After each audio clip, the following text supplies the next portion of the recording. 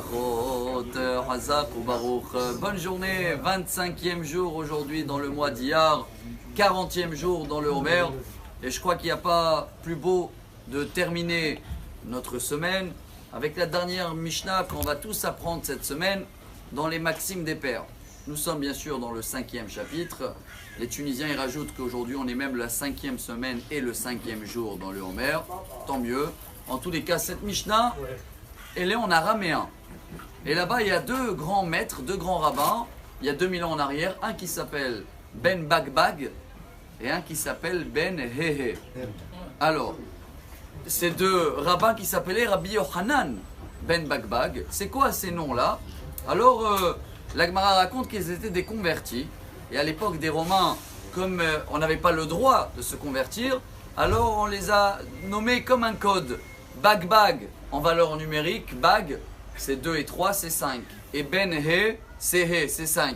C'est les fils de Abraham et Sarah qui ont été rajoutés un He dans leur nom. Quel est leur message à eux? Alors Ben Bagbag il nous apprend. Regardez quelqu'un qui était converti.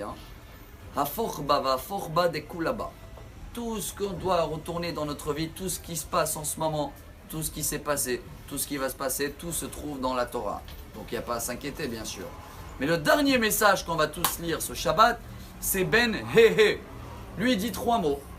Lefum, Tsahara, Agra.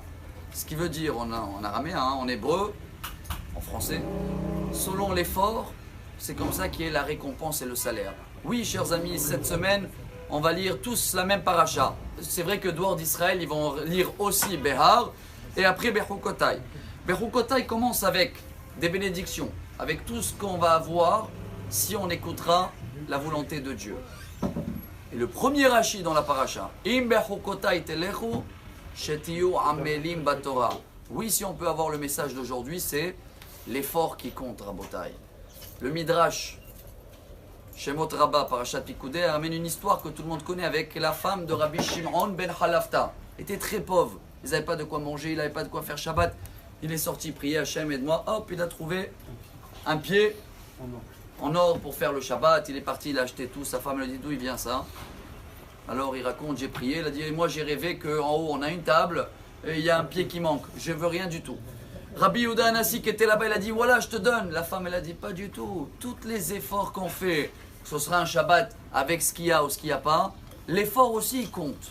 Pas seulement en haut, chers amis, en bas. Alors chacun de nous, même s'il dit mais je comprends pas l'hébreu, je peux pas venir lire. Et bien c'est pour ça que cette Mishnah elle en araméen. Pour dire que même si tu comprends pas l'hébreu, tu viens avec des petits efforts, même si on n'avance pas beaucoup. C'est ce que Hachem nous demande pour nous donner toutes les bénédictions de la paracha. Amen.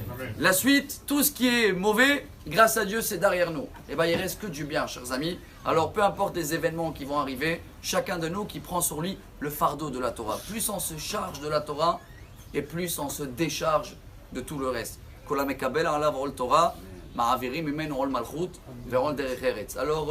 que ce sera un bon fardeau pour nous tous, un très bon Shabbat, très bonne nouvelle.